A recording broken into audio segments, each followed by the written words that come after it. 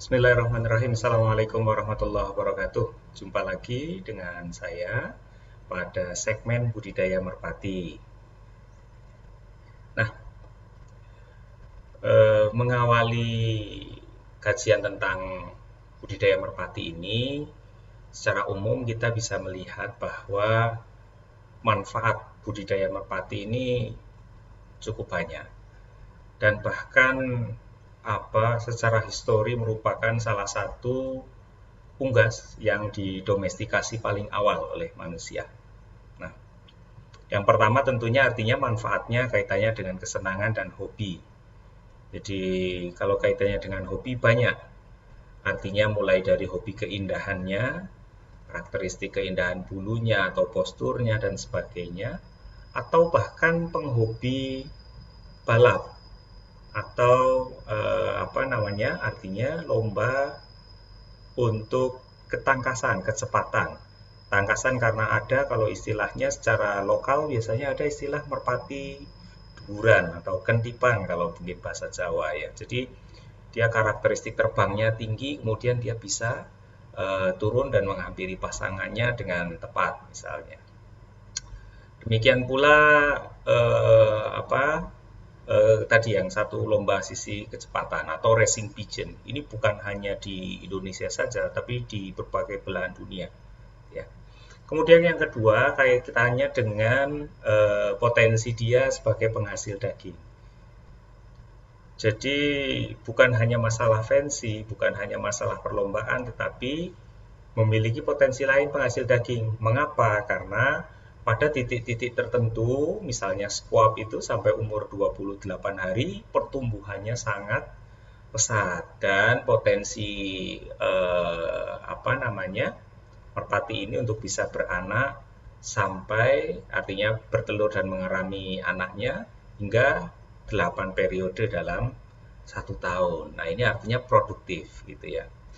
Nah, memang pada 1-2 kondisi tidak bisa disejajarkan dengan ayam petelur atau broiler. Namun dari sisi manajemen kan bisa dipandang pada sudut pandang yang juga berbeda. Artinya begini, tingkat independensinya tinggi karena si induk merawat anak. Sementara kalau kita memandang dari aspek dependensi misalnya seperti broiler layer, kita harus betul-betul merawat gitu hingga menuju masa panen, menyediakan berbagai hal.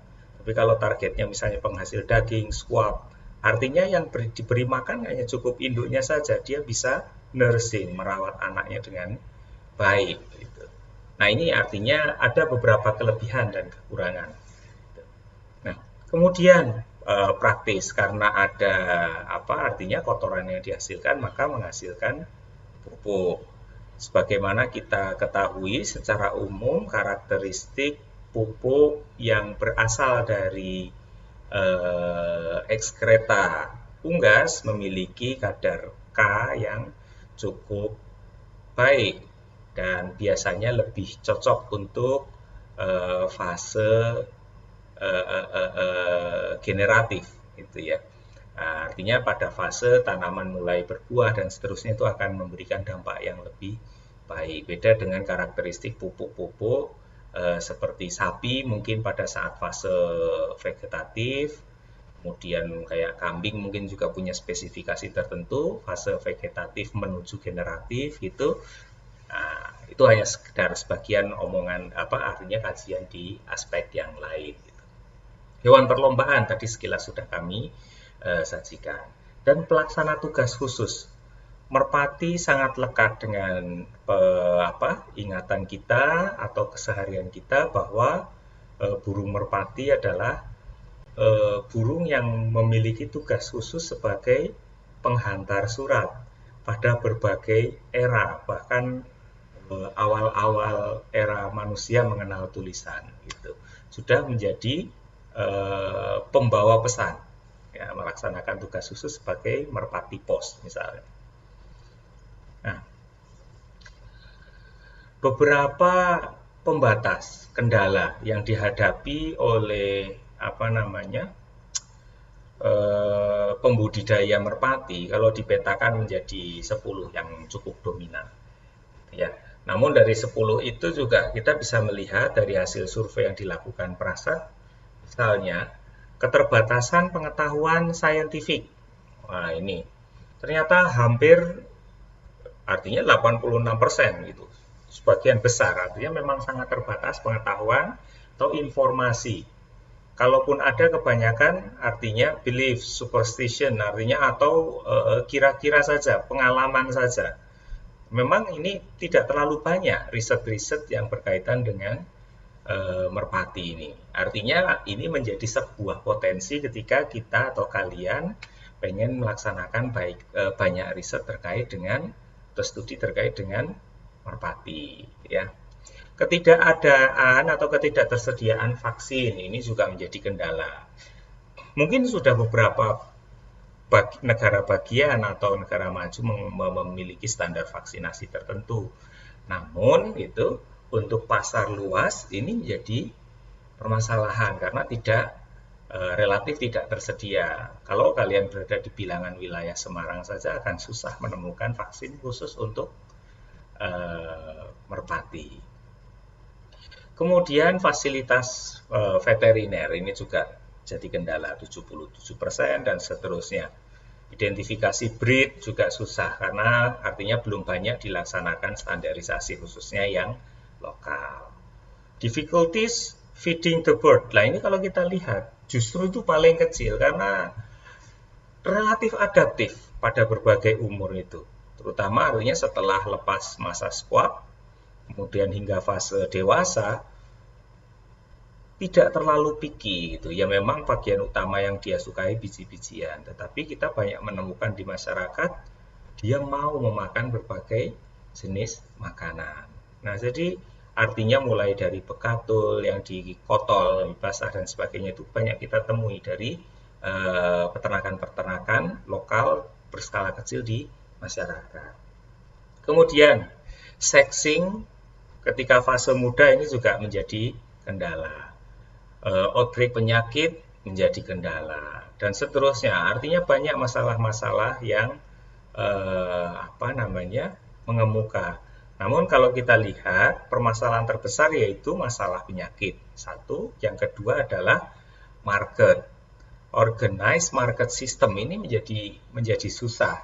Apalagi kalau sebagian besar dominansi pola pemeliharaannya dilaksanakan pada konsep fancy. Nah, ini kan faktor rasa menjadi ukuran. Nah, ini yang menjadi susah standarisasinya. Oke, kita masuk kepada klasifikasi atau sistematika, masuk ke filum chordata dan seterusnya. Spesiesnya Columba livia. Keluarganya cukup banyak sekali. Nah, hanya memang ketika kita berbicara kenapa merpati, kenapa bukan burung tekukur tanah misalnya yang merupakan salah satu keluarganya juga, atau burung kalau di sini ringdove itu burung puter dan sebagainya. Ya artinya secara body size kalau kita berbicara pada konsep peternakan kan berarti ada target untuk kepentingan produksi misalnya daging. Maka dari sisi aspek body size ini yang paling mungkin. Baik. Tipikal merpati, ini tadi yang kami sebutkan sekilas, ada fancy, flyer, atau utility, memiliki keahlian tertentu. Fancy maupun flyer itu prinsipnya untuk pertunjukan, artinya pertunjukan atau lomba. Dari berbagai jenis merpati, kira-kira ada 30 jenis yang cukup populer. Gitu ya.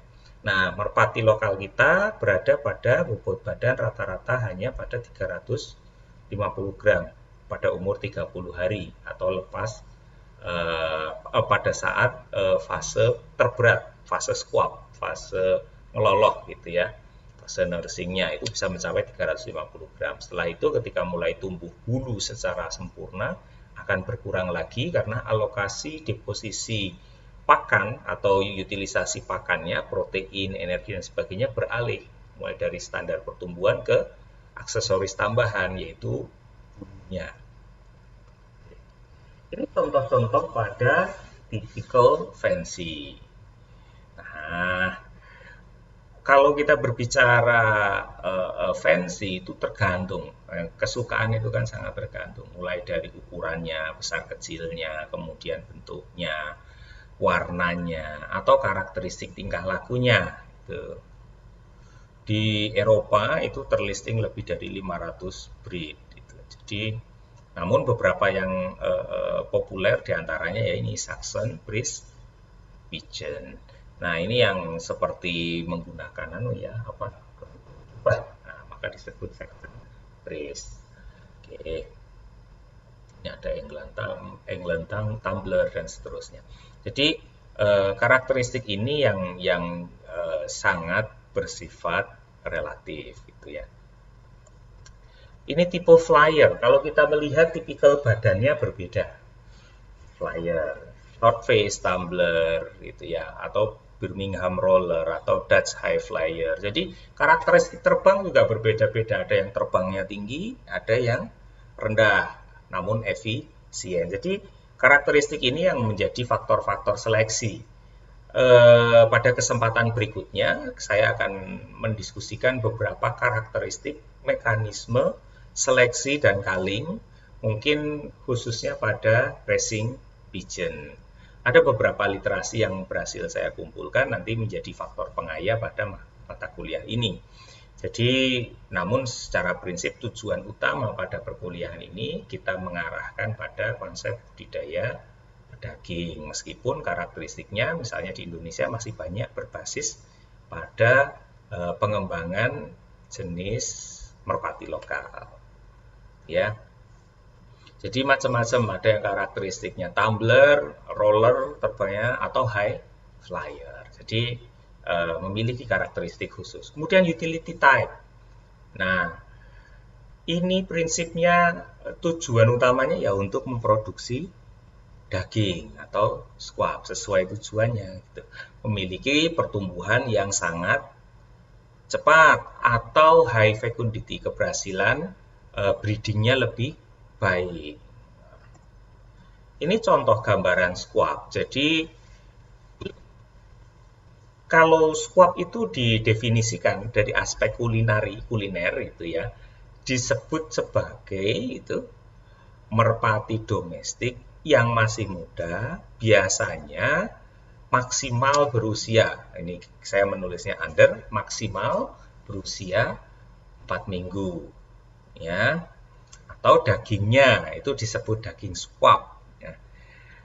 Ini dagingnya ini banyak yang mendeskripsikan rasanya itu ya seperti dark chicken. Jadi artinya seperti ayam kampung lah. Ya. Dan dia memiliki karakteristik loose fat flesh. Jadi keempukannya, perlemakannya, perdagingannya itu mereka menyebutkan itu sebagai sangat cocok di lidah. Gitu. Nah, jadi kalau individu muda itu ya apa artinya? Muda artinya proporsi perdagingan dan lain sebagainya itu paling pas karena fase-fase umur inilah rasa maksimal dari aspek kuliner itu bisa diperoleh. Squab yang bagaimana lah? Yang baik ya yang body size-nya besar dari induk yang besar. Kita mungkin mengenal American Giant Runt yang memiliki karakteristik body yang cukup besar. Nah, King Pigeon. Nah, King Pigeon itu dibentuk di Amerika pada era akhir 1800-an dengan menyilangkan 4 varietas standar yang lama gitu ya. Jadi Duchess untuk grace-nya, karakteristik grace-nya atau alertness-nya, waspadanya dari Homer. Kemudian kekompakan tubuhnya dengan Maltese dan untuk ukuran besarnya menjadi diambil dari Runt. Oleh karena itu pada saat mature itu karakteristiknya cukup besar kalau kita lihat 30 on berarti ya 3 kilo gitu ya, lebih dari 3 kilo. Tingginya 11 inci kalau dikalikan, ya hampir seperti ayam gitu ya. Nah, memiliki bagian dada yang lebar, itu yang cukup lebar, dan seterusnya kedalaman daging dan sebagainya, itu artinya cukup standar, nyaman untuk digunakan sebagai produsen daging gitu ya. Ini sebetulnya di Indonesia yang biasa kita lihat beberapa king, tapi tidak biasa kita tidak tahu betul apakah king itu betul-betul original atau Homer. Kebanyakan Homer ini cukup banyak. Namun memang beberapa menyebutnya king itu justru sebagai typical Homer. Itu yang saya tahu. Nah, beberapa jenis lain ini cukup jarang kita temukan di Indonesia. Jadi tadinya juga mungkin produk impor, namun kebanyakan kita bisa melihat dua galur yang ada di atas, itu yang paling sering kita temui sebagai karakteristik tinggi. Selanjutnya kita masuk pada sifat merpati. Kalau kita mau melakukan budidaya, kita harus mengenal dulu karakteristik sifatnya. Nah, yang pertama bentuknya kompak, ya, kompak dan perdagingannya tebal karena karakteristik yang berkembang untuk kebutuhan gerak utamanya pada bagian dada, maka dadanya yang berkembang. Dan biasanya yang ini menjadi simbol itu hidupnya berpasangan dan biasanya monogami. Beberapa kasus mungkin pernah terjadi poligami, namun rata-rata monogami. Begitu sudah memilah pasangan, ya sudah, tidak akan pernah berganti hingga salah satu pasangannya itu mati atau dipisahkan itu ya, sehingga dia tidak bisa kontak selama waktu tertentu gitu ya. Kemudian rata-rata mulai bertelur 4-5 bulan atau 3-4 bulan tergantung tipikal. Tipikal besar biasanya lebih lambat, tapi tipikal lokal kecil maka 3-4 bulan ini sudah bertelur, dan ini artinya sangat cepat sekali. Kalau kita mau starting point, maka bisa menjadi pilihan gitu ya. Kemudian lama mengeram, kurang lebih 18 hari. Jumlah telur 2, anak secara umum diasuh induk. Kita sebut kenapa diasuh induk? Karena memang ada keunikan yang tidak bisa digantikan tanpa keberadaan induk gitu. Apa itu nanti kita akan diskusikan di bawah. Nah, berat telur rata-rata 17 gram per butir, bobot tetas 14 gram per ekor. 1 tahun, nah ini produksi telur ini bisa mencapai 50 butir. Dengan catatan, kalau 50 butir berarti 25 periode. Tapi hal itu kenapa 25 periode? Kita perlu melihat kalau itu dilanjutkan dengan fase nursing, fase mengasuh anak, maka tidak akan sampai 50 butir telur, karena berarti masa bertelur 18 hari, ya, mengeram 18 hari, tambah periode bertelur 2, kadang 3 hari, maka ideal misalnya 20 hari, ditambah fase nursing 30 hari, 50, maka kalau 1 tahun 365, ya 7, kadang 8 periode, itu titik maksimalnya, kan gitu. Nah, karakteristik pertumbuhan skuapnya bagaimana? 1 minggu mulai berbulu, 3-4 minggu sudah mulai bisa terbang, kadang-kadang 25 hari rata-rata di sapi, tergantung varian-varian itu. Namun biasanya titik berat badan optimal berada pada 28 hari atau 4 minggu. Setelah itu bulu akan lebih berkembang, berarti prioritas pertumbuhan dan sebagainya ada pada bulu, bukan lagi pada laju pertumbuhan bobot badan. Umur 3-4 bulan mulai berpasangan kalau dipelihara pada koloni. Karkasnya cukup besar, 60-70%. Jadi kalau kita kalkulatif, itu bisa hampir disejajarkan dengan broiler. Porsi karkasnya ya. Ini salah satu gambaran. Up to 8 times per year. Nah, rata-rata masa hidup 3-5 tahun. Peak-nya pada tahun berapa? Peak-nya ya tahun pertama. Peak terbaik kemampuan mengasuh, alertness, dan seterusnya gitu. Itu magnificent. 1 sampai 2 tahun. Selepas itu pasti akan masuki fase yang tua dan dia menjadi relatif tidak maksimal. Apakah masih bisa tetap berproduksi? Masih, tetapi ya tidak baik. Itu karena memang umur hidupnya yang relatif pendek, organismenya tidak terlalu besar, ya. Nah, kemudian squab. Nah, ini quickly over next 30 day, makannya luar biasa, tumbuhnya luar biasa, 30 hari, ya.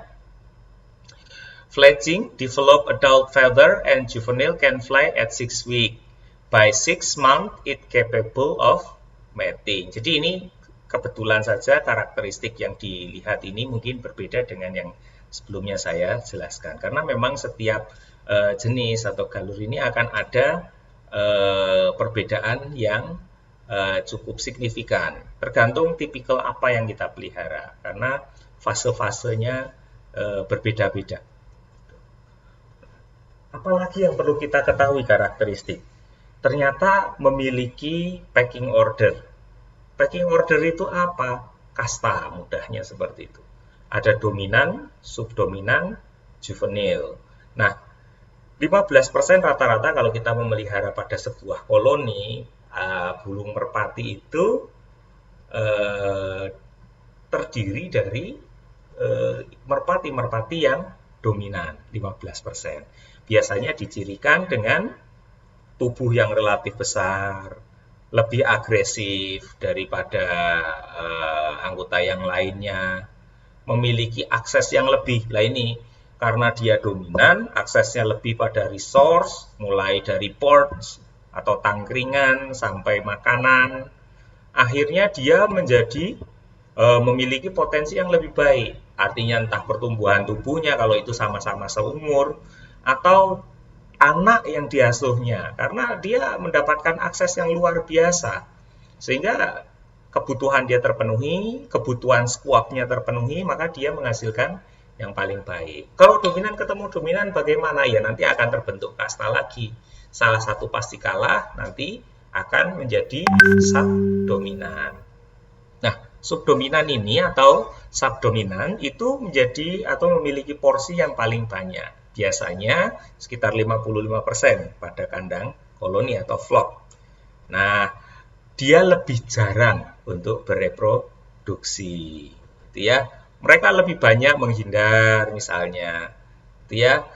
Namun dia siap-siap mengintai kalau ada komponen dominan yang pergi atau dominan itu mati atau kemudian kalah. Dia ini ibaratnya selalu mengintai untuk bisa masuk ke kelas di atasnya. Gitu. Kalau ada kejadian-kejadian yang memungkinkan dia untuk bisa naik kelas. Gitu. Nah, kemudian selanjutnya adalah juvenil. Ini rata-rata ya yang berusia muda, gitu ya. Dia kebanyakan kalah berkompetisi, gitu ya. Akhirnya akses air, akses makan jadi terbatas, sehingga lebih mudah atau berpotensi kelaparan, lebih mudah terserang penyakit. Nah, oleh karena itu, ini sebagai bentuk contoh bahwa ketika kita memanage, ada standar yang butuh kita kembangkan. Apa itu? Antara lain, densitas, rasio densitas terhadap ketersediaan pakan dan akses minum, misalnya. Atau standarisasi pengelolaan pada umur yang berbeda, kan gitu. Nah, maka ada beberapa standar cara pengelolaannya yang akan bisa kita diskusikan lebih lanjut. Terus housingnya bagaimana setelah tahu karakteristiknya? Maka sebetulnya kita membangun housingnya, perkandangannya, ya kita sesuaikan dengan karakteristik dasarnya, kan gitu. Ini contoh karakteristik. Sekali lagi saya mengambil tulisannya Prasad, gitu ya. Nah, rata-rata memang kepemilikan burung merpati ini ya antara 10 sampai 100, itu yang paling banyak mendominasi. populasi-populasi itu lebih dari 100 itu membutuhkan pengelolaan ekstra karena orang sering bilang boros makan. Boros makan itu relatif. Kalau target kita, tujuan kita, kontinuitas produksi itu bisa diatur dengan tepat, maka tidak ada istilah boros makan. Karena misalnya dia efisien sampai 30 hari.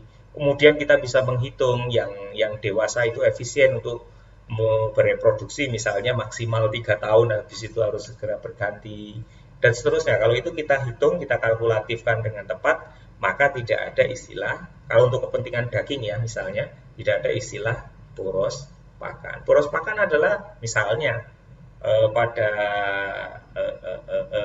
pada merpati-merpati yang sudah melewati fase reproduksinya, dia harus segera dikaling. Kalau dia ya artinya setahun misalnya idealnya maksimal 25 butir telur tadi, maka dia sudah berkurang peaknya gitu.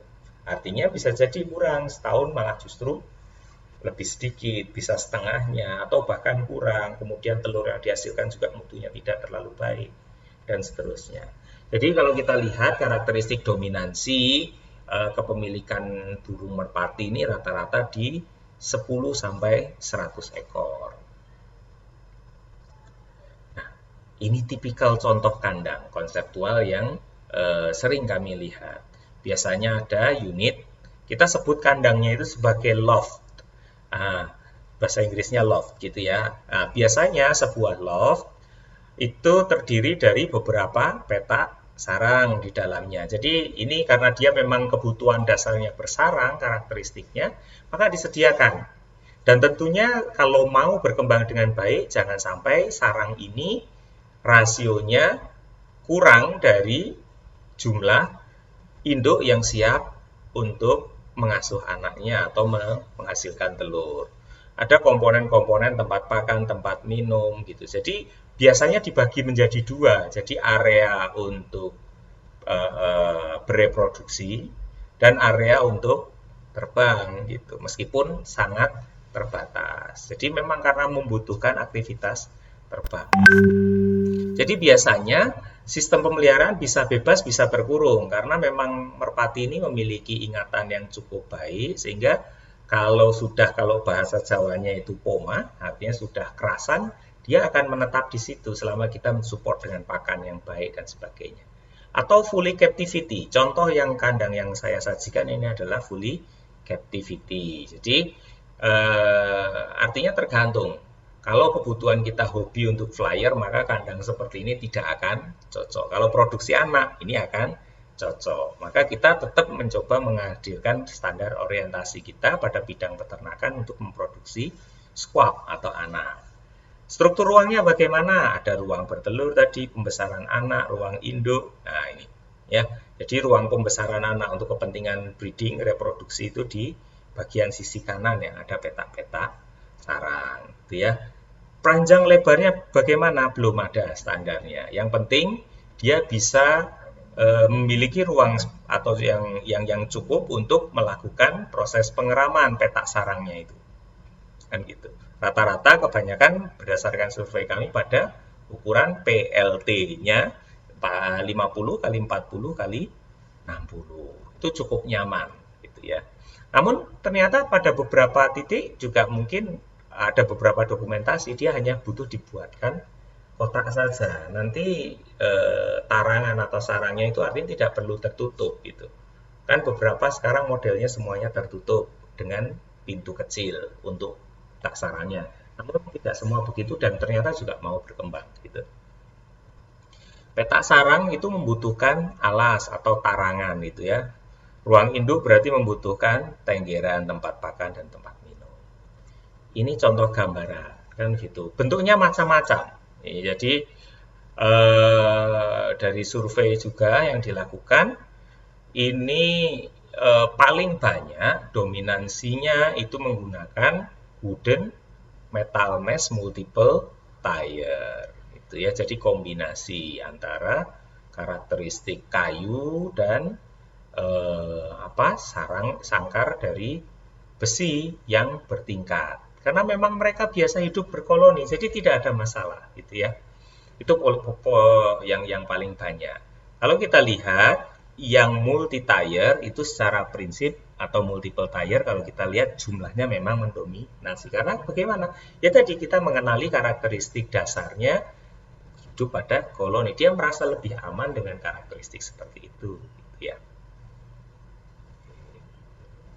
Nah, kemudian kalau sudah membangun kandangnya, membangun loft-nya, pasti harus memenuhi beberapa komponen lain. Nah, kalau kita melihat suhu, kenapa rentangnya panjang sekali, 13 sampai 28, ya kan? Titik terdingin malam hari dia bisa tahan pada 13-15. Tapi jangan sampai lupa bahwa karakteristiknya itu mengasuh anaknya, biasanya mereka secara bergantian. Artinya kenyamanan suhu itu nyaman untuk induk, tidak nyaman untuk anak. Maka sampai menunggu minggu ketiga mulai bulunya tumbuh itu tadi, induk akan tetap dengan setia mengerami anaknya, menjaga kehangatan tubuh anaknya secara bergantian, jantan dan betina, mana yang mencari makan gantian, ya untuk nurse ngeloloh gitu ya, squabnya. RH secara umum 70, tolerable 65-70, itu cukup ideal. Nah, prinsip dasarnya sama. Unggas tidak memiliki kelenjar keringat. Oleh karena itu, standar respirasi untuk membuang panas, heat loss dan sebagainya harus bisa menjamin gradien RH yang cukup untuk memberikan kemampuan pelepasan panas secara maksimal. Gitu. Kalau memang tidak lebih dari itu, apakah bisa tahan? Masih, tetapi artinya tidak akan menunjukkan performa yang maksimal. Gitu ya. Demikian pula teknis standar juga berjalan pada manajemen pengaturan suhu. Kemudian densitasnya bagaimana? Kan gitu. Saya akan membatasi kajian ini cukup berhenti pada aspek density. Bagaimana cara callingnya untuk mendapatkan density yang ideal itu akan kita bicarakan dengan contoh untuk resin pigeon pada tatap muka berikutnya. Ini hanya analogi saja dari literasi yang saya baca dari Homeyer. Itu pada kandang berukuran 8 meter kubik itu bisa dipelihara. Totalnya berarti 32 plus 8, 40 ekor. Ya, jadi cukup banyak. 16 itu yang pigeon, artinya rasionya selalu seperti itu. Artinya dia kan tadi yang juvenil setelah diasuh, dia keluar dari sarang itu 16 betina, 8 jantan. Artinya dia membutuhkan fase untuk berpasangan dan sebagainya biasanya. Nah, ini yang kita selalu kontrol. Tapi pertanyaannya idealnya berapa? Idealnya ya setengahnya, hanya 20 kan gitu. Namun kadang untuk berbicara pada tingkat efisiensi yang tidak memenuhi standar kan gitu. Titik ekonomis itu tercapai pada pemeliharaan yang maksimal kalau bisa tanpa mempengaruhi gitu ya. Ini contoh saja pada sistem pemeliharaan yang menggunakan sistem sebagian tetap terbuka, aksesibel untuk keluar gitu ya. Kita lihat bahwa ada ini yang dengan menggunakan outdoor flight, outdoor jadi bagian bisa keluar. Kita lihat bahwa pada bagian ini antriannya cukup banyak ketika baru dibuka, dilepas ya antri. Nah ini biasanya mengakibatkan undesirable, stressful situation, berlomba-lomba pengen keluar, nanti mau masuk ya lagi gitu. Ya, jadi ini kadang menjadi kendala kalau tidak diatur dengan tepat. Dampaknya seperti apa? Mutilated atau crippled gitu. Jadi kadang saling berpatukan dan sebagainya gitu ya. Untuk menunjukkan yaitu karena tidak banyak pilihan, tenggeran akhirnya menjadi terbatas, maka kembali lagi bahwa kepercayaan itu perlu diatur untuk bisa memaksimalkan performance. Kalau artinya karena konseptual tadi ada kasta dan sebagainya, ini memungkinkan terjadinya tingkat stres yang berlebihan pada individu-individu yang submisif. Oleh karena itu, biasanya individu submisif ini tidak bisa menunjukkan performa yang maksimal. Akhirnya kembali pada faktor kerugian yang kita peroleh. Baik, saya rasa itu. Kemudian yang terakhir kaitannya dengan kandang adalah faktor pencahayaan. Kalau kita melihat Ini sekedar analogi saja. Natural light, direct, ambient daylight, dan seterusnya itu cukup tinggi luxnya. Nah, ukuran kekuatan cahaya. Ada beberapa treatment. Kalau kita menganalogikan ruangan-ruangan seperti di kantor itu kan antara 150 sampai 200 lux kan gitu. Nah, maka sebetulnya kebutuhannya tidak setinggi itu untuk lightingnya kan gitu. Ada sebuah riset yang sudah dilakukan pada era 70-an oleh Cooper itu, bahwa kebutuhannya sebetulnya akan ideal pada 44 dan 61 lux. Itu kondisi maksimalnya pada 40. Ya. Kita bisa melihat, jadi mohon maaf, maksimalnya pada 44 dan 61. Kita bisa melihat pada tabel ini. 1, 2, 3, 4 itu adalah treatment yang dilakukan oleh Cooper ini. Kemudian yang kelima adalah ambient lighting. Jadi artinya maksud saya berdasarkan kondisi apa adanya, normal, tidak ada faktor rekayasa pencahayaan. Nah, yang keempat yang di awal adalah treatmentnya 16, 30, 44, 61.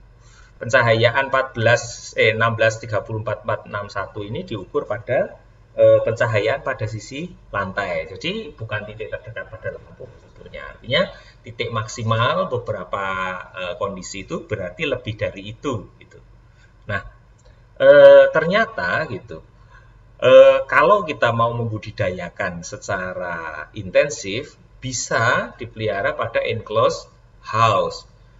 Pada penelitian ini digunakan 14 jam pencahayaan sehari. Nah, berarti sisanya 10 jam gelap. Gitu. Kalau kita bisa melihat, ini jumlah konsumsi pakan itu paling tinggi pada treatment 4 atau 61 lux. Ya. Namun bobot badannya tidak berbeda ternyata. Tidak ada perbedaan bobot badan. Ya. Nah, ada beberapa indikator-indikator lain, perbaikan-perbaikan yang terjadi. Swap pair misalnya, dengan pencahayaan yang lebih baik ini ada tendensi jumlah pasangannya lebih, artinya kehadiran atau keberhasilan menetas itu lebih baik gitu ya. Meskipun pada 1-2 kondisi juga ini tetap menghasilkan yang baik gitu ya. Nah, namun secara umum kita bisa melihat fertilitasnya meningkat gitu ya. Itu yang tidak bisa banyak terganti. Kerusakannya menjadi lebih sedikit kan gitu. Relatif lebih sedikit dibanding yang pencahayaannya lebih rendah. Jumlah telurnya yang rusak itu lebih sedikit. Nah, artinya kesimpulannya sebetulnya ideal, cukup ideal kalau kita berada pada captivity itu pada proses pemeliharaan antara 44 maksimal 61 lux gitu. Untuk proses pemeliharaan merpati. Itu slide kita hari ini. Silahkan kalau nanti ada yang ingin didiskusikan lebih lanjut, saya akan membuka sesi diskusi 15 menit ke depan. Mohon maaf kalau ada yang tidak sesuai. Assalamualaikum warahmatullahi wabarakatuh.